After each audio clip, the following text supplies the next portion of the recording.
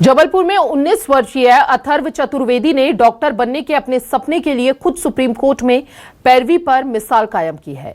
निजी medical college में EWS कोटे के तहत प्रवेश न मिलने पर उन्होंने 3 बार हाईकोर्ट और 3 बार सुप्रीम कोर्ट का दरवाजा खटखटाया। 2024 में हाईकोर्ट ने याचिका खारिज की थी। 2025 में भी रिव्यू निरस्त हुआ। आखिर 10 फरवरी 2026 को सुप्रीम कोर्ट ने आर्टिकल 142 की शक्ति का उपयोग करते हुए अथर्व को एमबीबीएस में प्रवेश देने का आदेश दिया। बता दें कि अथर्व ने 2024 और 25 में नीट क्वालिफाई किया था। सुप्रीम कोर्ट ने खुद रखी अपनी दलील। ईडब्ल्यूएस कोटे में एमबीबीएस प्रवेश का मिला आदेश। 3 बार हाईकोर्ट, 3 बार सुप्रीम कोर्ट का दरवाजा खटखटाया। आर्टिकल 142 के तहत न्याय मिला आखिरकार और एक मिसाल कायम की। 19 साल के छात्र ने खुद लड़ी कानूनी लड़ाई। सुप्रीम कोर्ट में खुद रखी अपनी दलील भी। ईडब्ल्यूएस कोटे में एमबीबीएस प्रवेश का आदेश मिला। 3 बार हाईकोर्ट, 3 बार सुप्रीम कोर्ट पहुंचे अथर्व। आर्टिकल 142 के तहत ये न्याय मिला है। 19 साल के छात्र ने खुद ये कानूनी लड़ाई लड़ी। ईडब्ल्यूएस कोटे में एमबीबीएस प्रवेश का ये आदेश मिला है। तो देखिए, अथर्व ने 2024 और 2025 में नीट क्वालिफाई किया था। इसके साथ 10 फरवरी 2026 को सुप्रीम कोर्ट ने आर्टिकल 142 की शक्ति का उपयोग करते हुए अथर्व को एमबीबीएस में प्रवेश देने का आदेश दिया।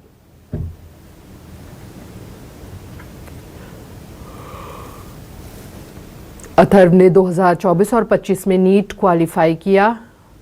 वहीं तब जाकर न्याय मिला। निजी मेडिकल कॉलेज में ईडब्ल्यूएस कोटे के तहत प्रवेश न मिलने पर उन्होंने 3 बार हाईकोर्ट और 3 बार सुप्रीम कोर्ट का दरवाजा खटखटाया था। 2024 में हाईकोर्ट ने याचिका खारिज की थी और 2025 में भी रिव्यू निरस्त हुआ और आखिर 10 फरवरी 2026 को सुप्रीम कोर्ट ने आर्टिकल 142 की शक्ति का उपयोग करते हुए अथर्व को एमबीबीएस में प्रवेश देने का आदेश दिया। अथर्व ने 2024 और 25 में नीट क्वालिफाई किया था।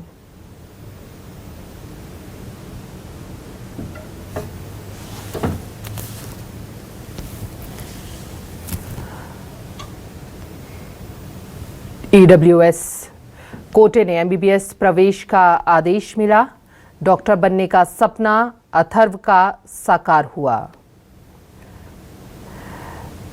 तो अथर्व की जो मेहनत थी, आखिरकार उस मेहनत का फल अथर्व को मिलता नजर आया। छात्र ने कानूनी लड़ाई लड़ी, सुप्रीम कोर्ट में खुद अपनी दलीलें रखी और ईडब्ल्यूएस कोटे में एमबीबीएस प्रवेश का आदेश मिला।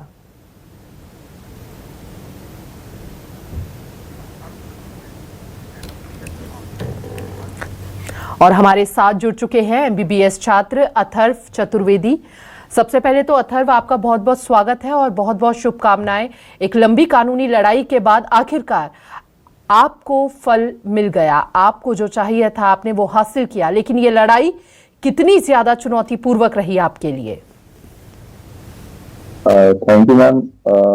असल में जो मेरा केस था, क्योंकि मैं अपने केस के बारे में मुझे सब पता था, इसलिए मैंने अपीयर होने का सोचा ऑनरेबल सुप्रीम कोर्ट में और जो भी रेलेवेंट जजमेंट थे उनको पढ़कर ही मैंने आर्गुमेंट अपने प्रिपेयर किए थे, जिसकी वजह से मैं कॉन्फिडेंस के साथ अपनी बात रख पाया सुप्रीम कोर्ट में भी और ऑनरेबल हाई कोर्ट में। किस तरह की परेशानियां आपने फेस की, क्या क्या परेशानियां आपको लगी और वो टाइम भी आप बताइएगा जब आपको लगा कि शायद अब हार मान लेनी चाहिए या थक कर बैठ जाना चाहिए? ऐसा कभी आपको प्रतीत हुआ इस लड़ाई में? नहीं मैम, ऐसा मुझे प्रतीत नहीं हुआ, क्योंकि मैंने सोचा था मैं पूरी मेहनत करूंगा इसे लेकर और कभी ना कभी तो मुझे इस बात की रिजल्ट मिलेगा, इस बात का फ्रूटफुल आउटपुट मिलेगा। सबसे बड़ी बात कि आपने बिना वकील के सुप्रीम कोर्ट में अपना केस लड़ा। जी मैम, क्योंकि मुझे लगा कि क्योंकि मेरा केस है ये, तो मैं खुद को ज्यादा अच्छी तरीके से प्रेजेंट कर सकता हूँ ऑनरेबल सुप्रीम कोर्ट के सामने। इसलिए मैंने as a petitioner in person appear होकर अपने आर्ग्यूमेंट किए। आपने 2 बार नीट परीक्षा पास की, उसके बाद भी मेडिकल कॉलेज में एडमिशन नहीं मिला, फिर आपकी ये कानूनी लड़ाई कैसे स्टार्ट हुई? आपको कैसे ख्याल आया कि अब आपको आपका अधिकार चाहिए ही होगा? मैम, जब मैंने फर्स्ट टाइम नीट क्वालिफाई किया तब मेरी EWS रैंकिंग स्टेट में प्राइवेट कॉलेज की भी 134 थी और सीट्स 187 होनी थी। पर जब मुझे इसके बाद एडमिशन नहीं मिला तो मैंने रूल्स पढ़े, जिस पर मुझे पता चला कि EWS के बच्चों को प्राइवेट इंस्टीट्यूशन में रिजर्वेशन नहीं दिया जा रहा है, जबकि इसके लिए ऑनरेबल सुप्रीम कोर्ट की कॉन्स्टिट्यूशन बेंच का भी जजमेंट है, जिसमें ऑनरेबल सुप्रीम कोर्ट ने कहा है कि private institution are bound to provide reservation to EWS student.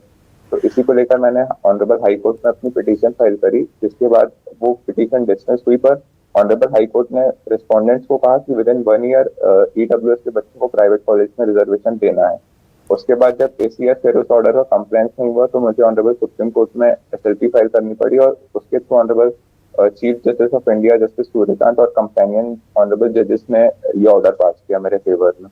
जी अथर्व, आपने संघर्ष और आत्मविश्वास की एक मिसाल पेश की है, लेकिन इस संघर्ष में आपके साथ उस वक्त कौन कौन खड़ा था? आपका परिवार आपके साथ कितना सहयोग देता हुआ नजर आया उस वक्त? यस मैम, मेरे पापा एडवोकेट हैं और उन्होंने काफी सपोर्ट किया और उन्होंने काफी कुछ सिखाया भी मुझे इस जर्नी में, और कि कैसे अपने आर्गुमेंट्स को प्रेजेंट करना है और क्या कुछ कहना चाहिए। आर्थिक रूप से कमजोर होने के कारण किस तरह की चुनौतियां और अब सुप्रीम कोर्ट के फैसले का आप किस तरह धन्यवाद करते हैं अथर्व? मैम, सुप्रीम कोर्ट के फैसले का मैं काफी धन्यवाद करता हूँ, क्योंकि ऑनरेबल CJI जस्टिस सूर्यकांत इतने टाइम थे कि उन्होंने बेंच उठने के बाद भी उन्होंने मेरी रिक्वेस्ट सुनी और उन्होंने ये ऑर्डर पास किया अपनी सुप्रीम कोर्ट की इनहेरेंट पावर्स को एक्सरसाइज करते हुए। ये जिससे मैं समझता हूँ कि ऑनरेबल सुप्रीम कोर्ट कितना डेडिकेटेड है जस्टिस प्रोवाइड करने के लिए। अथर्व, आपने जो किया है, क्या आप इस बात को समझ रहे हैं कि एक बैरिकेड्स थे उन्हें आपने तोड़ दिया है? अब ना जाने कितने ऐसे बच्चे जिनके लिए वो रास्ता खुल चुका है। जी मैम, काफी बच्चों को इस बात से फायदा मिलेगा और काफी बच्चे हिम्मत करके भी अब अपने अगेंस्ट हो रहे इनजस्टिस को चैलेंज करेंगे। उन बच्चों के लिए आप क्या कहना चाहेंगे जिन्होंने उस बैरिकेड तक पहुंचने की कभी कोशिश ही नहीं की? आपने उस बैरिकेड को, उन सीमाओं को तोड़ा है। मैम, हमें कभी भी हार नहीं माननी चाहिए और पूरी मेहनत करनी चाहिए अपने खिलाफ हो रहे अन्याय के खिलाफ लड़ने के लिए। जी, अब आगे का फ्यूचर प्लान आपका क्या है अथर्व? मैम, अभी मैं अब मेडिकल कॉलेज में एडमिशन लेकर एक अच्छा और काबिल डॉक्टर बनना चाहता हूँ। जी बिल्कुल, बहुत बहुत शुभकामनाएं आपको उसके लिए भी। फिलहाल आपका बहुत बहुत शुक्रिया अपना कीमती समय साझा करने के लिए अथर्व।